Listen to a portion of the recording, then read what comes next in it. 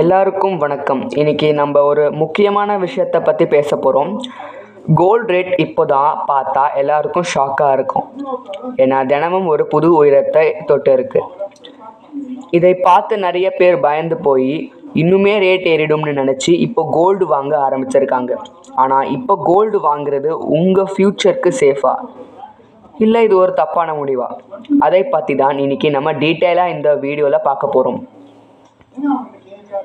முதல்ல gold rate ஏன் இப்படி திடீர்னு ஏறுதுன்னு நம்ம புரிஞ்சுக்கணும்.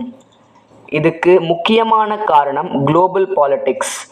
யூஎஸ் மற்றும் ஈரான் நடுவில் உள்ள போர் பதற்றம் தான் முக்கியமான காரணம். வேர்ல்டு லெவலில் இது போல் யுத்தம் வரும்போது இன்வெஸ்டர்ஸ் எல்லாரும் ஷேர் மார்க்கெட்டில் இருக்கிற பணத்தை எடுத்து சேஃபாக கோல்டு மேலே இன்வெஸ்ட் பண்ணுவாங்க. ஸோ இந்த பேனிக் பையிங் தான் கோல்டு ரேட்டை ராக்கெட் மாதிரி ஏற்றுது. இப்போ கோல்டு வாங்கிறதுல இருக்கிற அபாயத்தை யோசிச்சு பாருங்க.